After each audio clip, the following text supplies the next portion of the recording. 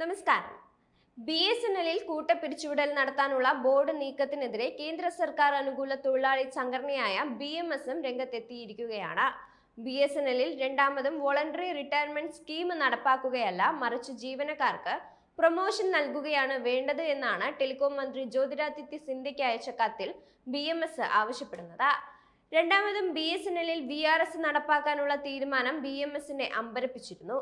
നേരത്തെ BSNL-ലെ മറ്റൊരു തൊഴിലാളി സംഘടനയായ BSNL-EU സർക്കാരിനോടും ബോർഡിനോടും VRS 2.0 നടപ്പാക്കരുതെന്ന് ആവശ്യപ്പെട്ട് രംഗത്തെത്തിയിരുന്നു.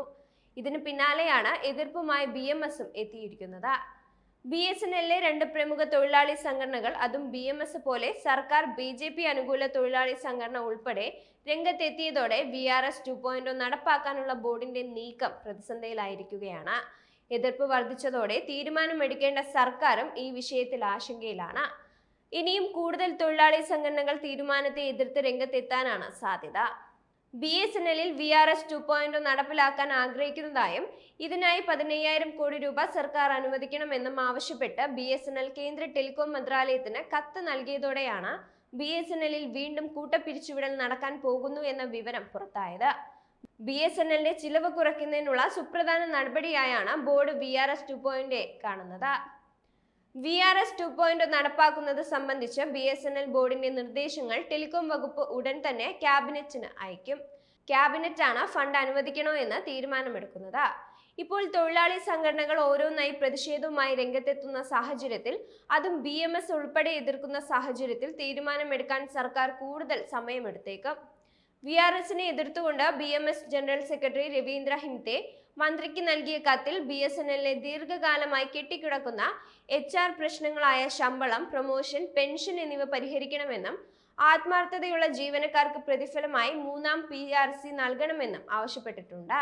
എന്തുകൊണ്ട് VRS 2.0 നടപ്പാക്കാൻ BSNL ബോർഡ് ശ്രമിക്കുന്നു? നിലവിലെ സാഹചര്യത്തിൽ നിന്ന് വളരുന്നതിന് BSNL-ന് ചിലവ് കുറയ്ക്കുകയും വരുമാനം വർദ്ധിപ്പിക്കുകയും ചെയ്യേണ്ടതുണ്ട്. BSNL വരുമാനത്തിന്റെ 38% അല്ലെങ്കിൽ ഏകദേശം 7,500 കോടി രൂപ ജീവനക്കാർക്കായിട്ടാണ് ചിലവഴിക്കുന്നത്. VRS 2.0 പ്രൊജക്ട് നടപ്പാക്കിയാൽ ഈ ചിലവ് കാര്യമായി കുറയ്ക്കാനാകും.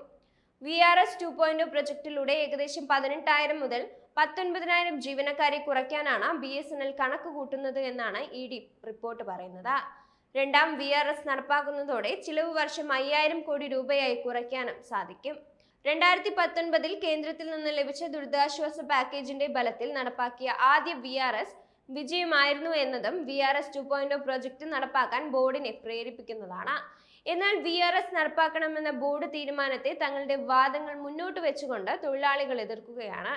5 വർഷത്തിനിടെ 3 ദുരിതാശ്വാസ പാക്കേജുകൾ നൽകിയിട്ടും വരുമാനം വർദ്ധിപ്പിക്കാൻ BSNL ബോർഡിന് കഴിഞ്ഞിട്ടില്ലെന്നും, സ്വകാര്യ കമ്പനികൾ 5Gക്കായി നിക്ഷേപം നടത്തുകയും സേവനങ്ങൾ ആരംഭിക്കുകയും ചെയ്തെങ്കിലും BSNL ഇപ്പോഴും 2G, 3G എന്നിവയെ ആശ്രയിക്കുന്നതായും തൊഴിലാളികൾ തന്നെ ചൂണ്ടിക്കാണിക്കുന്നുണ്ട്.